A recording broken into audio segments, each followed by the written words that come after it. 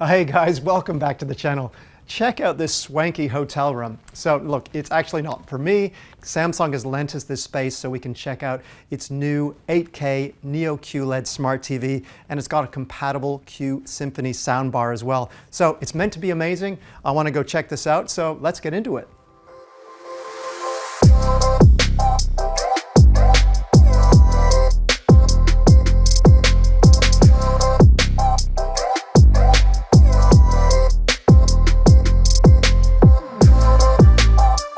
Wow, check it out. That's pretty impressive. So you know what Samsung says, 85-inch is the new 75-inch. They want you to have a bigger screen, and it is pretty good at 85 inches. And I have to say that 85 doesn't even look that big anymore, depending on the wall that you're putting it on.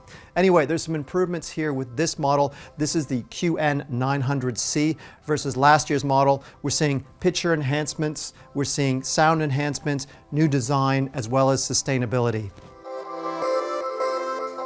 So of course the big question is, what is the picture quality like? Well, this is a mini LED panel, so it's Samsung's QLED mini LED, which means that it has a special backlighting technology that helps get darker areas as dark as possible, as close to true black as possible, where light areas can be as bright as possible, and the two don't compromise one another. So this year we're seeing some improvements with something called Quantum Matrix Pro, and that helps the backlighting. The backlighting are actually smaller, meaning that there's more precise control over where light and dark goes. So next, this panel gets Neo Quantum HDR Pro. What this means is that the HDR, or the high dynamic range of this panel, is improved. So this panel will actually go up to about a peak brightness of 4,000 nits. That's pretty bright, but of course that's just peak times, not all the time. But with this new technology, we're seeing some improvements to the overall brightness of the panel, so our movies should look better and more realistic. So this is an 8K panel, but of course you got to find the 8K content to play on it. However, one improvement we're seeing is that the upscaling from non-8K has been improved this year. There's a better algorithm to make lower quality content look much better on that 8K panel. So why would you want 8K anyway? Well, first off, when you have such a big screen like this 85-inch, what you want is the pixels to be very, very small, meaning that you can get up closer to it and not see any coarse pixelation or blockiness. So that's one good reason. Also with 8K, look, while there's not that much content now, you can watch YouTube content in 8K, some of that. Some cameras shoot in 8K, and some games, PC gaming, will be more available in 8K in the future. So the idea is get an 8K panel now and future-proof yourself for all of the content that comes out later. So is getting an 85-inch TV actually worth it? Well, first off, the 85 inches is, I guess, important because it gives you an immersive experience. It also means that you can sit a little further back if you want to, if you have a big room.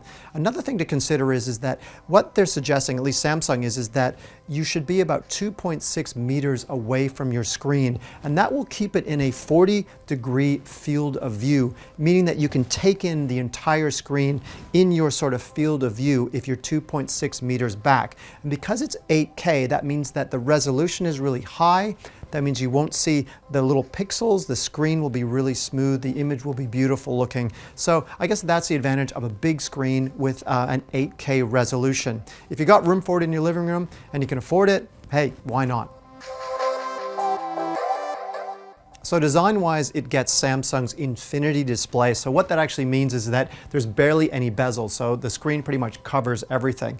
In terms of thickness, it's 15 mil thick, so it actually fits quite nicely against the wall, and it doesn't actually stick out very much. So the design is attractive. There's also a stand which comes in a cobalt black, which is pretty cool, and we'll put a picture of that up on screen. What I really like is that Samsung has kept its One Connect box. So this is a small box that you plug in all of your other peripherals into, and that box then plugs into the back of the TV panel with just one cable.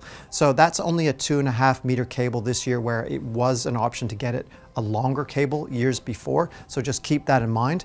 Also, the One Connect box is a lot slimmer now. It used to be about twice the height, so it's a little less room to find a place for in your entertainment console.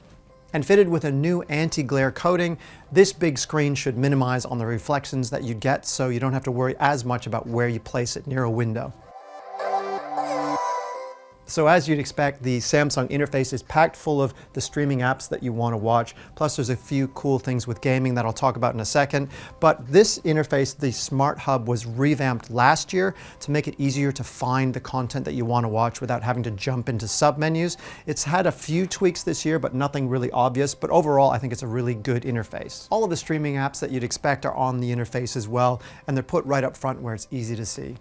So from an entertainment point of view, I've actually found that the Samsung TV Plus app that comes on Samsung TVs, including this one, is actually getting pretty good. It has 90 channels, and that includes things like old reruns, documentaries, cool stuff like that that you can watch when there's nothing else on, and it's all streaming down through the internet. I've heard too that the KO app has had some improvements to make it easier to use and a little slicker, so definitely check that out as well. So if you're into gaming, this TV actually has some pretty cool features. So you get the Xbox Game Pass and the GeForce Now apps on screen. And what that means is that you can actually access games that you'd normally play on a 5th generation games console like an Xbox One X or a PlayStation 5, as well as a decent PC straight through the interface without actually having to have that hardware plugged in and connected. So it can save you money for buying a games console. And you can use Bluetooth to connect a gaming console controller, just like the ones that you'd normally use, so you can really have that seamless gaming experience. So for all you gamers out there, don't worry, this TV supports all of the gaming features of last year, and it's got some other cool things like the ultra-wide gaming mode, which apparently 80% of PC games are in widescreen. So what this does is it allows you to play games up to 32:9 aspect ratio. And it's of course a 120 Hz panel. In fact, actually I read in the specs that it'll do up to 144 Hz via the HDMI 2.1 connection. So sound is just as big a part of your entertainment experience at home. If you have bad sound, pretty much nothing that you put on screen is really going to be that immersive.